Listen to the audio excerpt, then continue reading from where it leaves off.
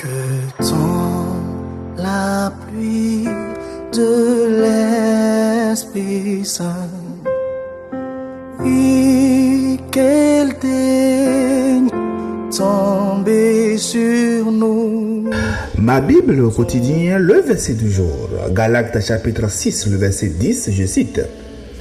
Ainsi donc, pendant que nous en avons l'occasion, pratiquons le bien envers tous et surtout envers les frères en la foi.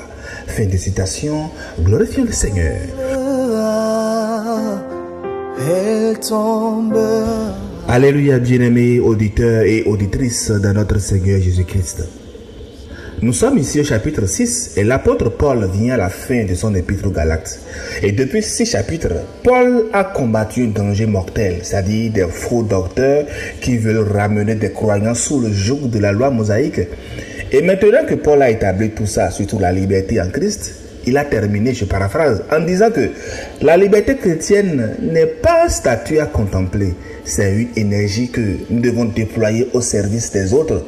Bien-aimés, juste avant notre verset du jour, le verset 10, au verset 9, Paul a écrit « Ne nous lassons pas de faire le bien, car nous moissonnerons au temps convenable si nous ne nous relâchons pas. » Et notre verset du jour, « Ainsi donc, pendant que nous en avons l'occasion, pratiquons le bien envers tous et surtout envers les frères en la foi. » C'est donc la conclusion de tout ce qu'il a dit dans les chapitres de Galates, puisque nous récoltons ce que nous semons. Donc, semons, bien-aimés.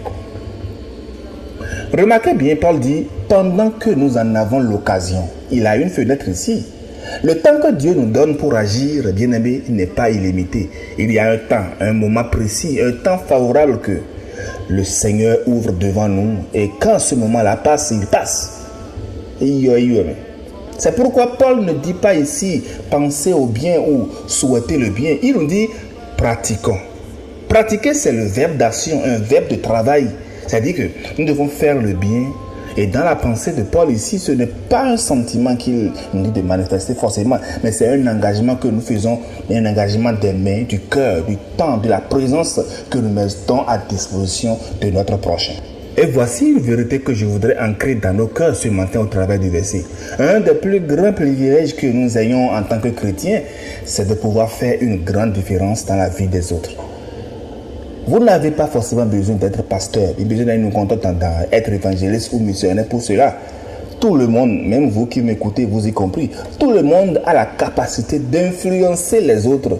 Lorsque vous prenez le temps simplement d'investir dans la vie de quelqu'un, vous changez son monde et vous changez le vôtre également. Je vais faire un hommage au devancier Serge qui, tout le temps, m'appuie. Mais de quel bien parle-t-on ici exactement? Est-ce forcément de l'argent, du matériel? Pas forcément. Le bien dont parle Paul, bien-aimé, c'est tout ce qui construit, tout ce qui relève, tout ce qui édifie. C'est un mot d'encouragement que vous donnez simplement à celui qui doute. C'est une oreille attentive à celui qui souffre en silence. C'est une vérité que vous dites avec amour à celui qui s'égare. Peut-être c'est un repas que vous partagez, une prière que vous offrez, un coup de téléphone simplement que vous faites pour dire simplement « je pense à toi ». Vous savez que Proverbe 3, le verset 27, nous le rappelle. Ne refuse pas un bienfait à celui qui y a droit quand tu as le pouvoir de l'accorder. Le pouvoir d'accorder du bien ne dépend pas de ton portefeuille, mais il dépend plutôt de ton cœur. Bien-aimés dans le Seigneur, je ne crois pas que Dieu souhaite que nous soyons de simples spectateurs dans ce monde. Il veut que nous soyons des acteurs de son amour. Des gens qui aiment réellement, concrètement et visiblement. Nous sommes appelés à être une bénédiction, à édifier la foi des autres, à ne pas avoir peur de les atteindre et de leur dire la vérité dans l'amour, comme Ephésiens 4, le verset 15 nous y exhorte. Et comprenez bien ceci, que vous en ayez conscience ou non, mes bien-aimés, quelqu'un vous observe, quelqu'un vous regarde vivre. Les gens autour de vous sont influencés par votre manière de marcher, de parler, de réagir dans les épreuves. Et pour beaucoup d'entre eux, mes bien-aimés, vous êtes peut-être la seule preuve visible de l'existence de Dieu pour eux. C'est une responsabilité immense que Dieu vous donne, mais c'est aussi un honneur sacré. Quand vous aidez quelqu'un à construire sa vie, cette personne-là grandit et à son tour, elle atteint d'autres personnes. C'est une chaîne. C'est le principe du royaume. Le bien se multiplie Un grain semé aujourd'hui devient un arbre demain. Et cet arbre-là porte de fruits qui, je vous dis, nourrissent des vies que vous ne connaîtrez peut-être jamais. C'est exactement la logique de la moisson que Paul nous a décrit dans le verset 9. Nous moissonnerons au temps convenable si nous ne nous relâchons pas. Et dans notre verset, Paul ajoute quelque chose de très intéressant. Surtout envers les frères en la foi. Bien-aimés, cela ne veut pas dire une discrimination, qu'on veut exclure les autres. Mais bien au contraire, le texte dit envers tous. Mais il y a un ordre de priorité. L'Église est une famille, une maisonnette spirituelle que nous constituons. Et dans une famille, qu'est-ce qu'on fait? Bien aimé, on prend soin les uns des autres en premier. Ephésiens 2, 19 nous le confirme. Vous êtes concitoyens des saints gens de la maison de Dieu. C'est le plus simple des gestes qui change une vie.